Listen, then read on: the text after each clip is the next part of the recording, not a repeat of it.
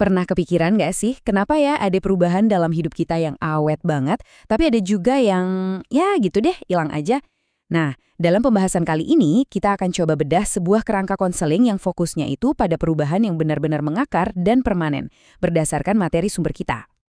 Nah, ini dia pertanyaan utamanya kan. Kita semua pasti pernah ada di posisi pengen nolong seseorang, entah itu teman, keluarga, atau bahkan diri kita sendiri. Tapi gimana caranya kita bantu supaya perubahan itu beneran nempel, dan kita nggak malah bikin orang itu jadi tergantung sama kita? Jawaban dari pertanyaan tadi itu mulainya dari sini nih, dari pemahaman soal tantangan besar yang namanya dilema ketergantungan. Ini inti masalahnya. Coba dilihat perbandingannya di sini. Di kiri ada bantuan sementara. Ini tuh ibaratnya cuma nambah lubang di pohon yang sakit. Mungkin lega sesaat, tapi akar masalahnya masih ada. Nah, di kanan ada perubahan permanen, di mana pohonnya sendiri jadi sehat dari akarnya. Tujuannya itu yang kedua, kita bekelin orang itu biar dia bisa mandiri. Nggak bolak-balik lagi ke kita. Oke, kalau cuma nambal-nambal doang nggak cukup. Terus solusinya apa dong? Nah, materi sumber kita ini ngasih usul buat ganti fokus secara total. Dari yang tadinya cuma benerin masalah, jadi mengajar untuk jangka panjang. Dan pendekatan ini punya metafora yang kuat banget, amputasi radikal. Kedengarannya emang ekstrim ya, tapi idenya adalah kita ambil tindakan yang tegas dan preventif, bukan cuma ngobatin gejalanya, tapi cabut masalahnya sampai ke akar-akarnya biar nggak tumbuh lagi. Nah, konsep ini tuh akarnya langsung dari ayat ini. Idenya sederhana. Lebih baik kehilangan sesuatu yang jadi sumber masalah terus-menerus daripada ngebiarin seluruh diri kita hancur gara-gara itu. Ini soal pilihan yang sulit, tapi perlu banget buat kesehatan jangka panjang. Jadi, poin kuncinya tuh begini. Rasa sakit yang kita alami dari sebuah masalah itu sebetulnya kayak alarm kebakaran. Alarm itu nggak nyuruh kita buat matiin suaranya aja, tapi buat cari di mana apinya. Dengan kata lain, jangan cuma obatin gejalanya, gali lebih dalam buat nemuin akar masalahnya. Oke, tujuannya kan cabut akar masalahnya. Terus peran konselor di sini apa dong? Nah, kerangka ini ngejelasin perannya dengan sangat spesifik. Sumber kita ini ngebedain banget dua peran ini. Coba lihat deh, di kiri ada si ahli yang seolah-olah punya semua jawabannya sendiri. Di kanan ada si pelayan yang tugasnya ngebimbing lewat teks. Ini pergeseran yang penting banget. Otoritasnya bukan di orangnya, tapi di kebijaksanaan yang dia bagikan. Tujuannya bukan bikin orang kagum sama dia, tapi memberdayakan orang lain. Dan slide ini, ini ngerangkum tujuan akhirnya dengan pas banget. Suksesnya seorang konselor dalam model ini justru diukur dari seberapa cepat dia nggak dibutuhin lagi.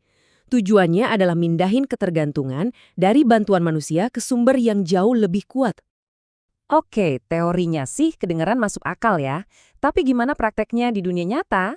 Yuk kita bedah sebuah studi kasus langsung dari materi sumber kita. Kenalan yuk sama Frank.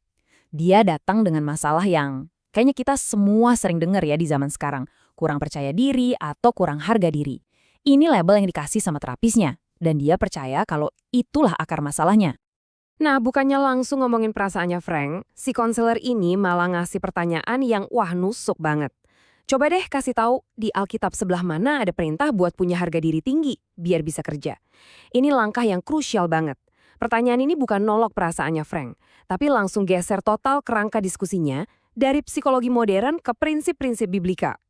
Jadi, strateginya langsung kelihatan jelas kan? Daripada ngikutin alur pemikiran tentang harga diri, si konselor ini nyajak Frank ke jalan yang beda, yang dasarnya prinsip biblika. Ini nantang asumsi dasarnya. Emangnya kita harus ngerasa pede dulu, baru bisa ngelakuin yang benar? Dan, disinilah muncul ide tandingannya. Bukannya fokus bangun diri sendiri, teks ini justru ngomongin soal menyangkal diri. Melepaskan fokus pada diri sendiri buat tujuan yang lebih besar. Ini bukan cuma saran biasa. Ini benar-benar mengubah cara pandang terhadap masalahnya Frank. Jadi hasilnya bukan sesi curhat, tapi serangkaian instruksi yang jelas banget yang bisa langsung dikerjain. Fokusnya pindah total. Dari perasaan, saya ngerasa nggak berharga, ke tindakan yang didasari identitas. Pertama, ingat kamu siapa. Kedua, akui kesalahan. Ketiga, ambil langkah nyata. Keempat, tanggung jawabmu itu ke Tuhan, bukan ke perasaanmu.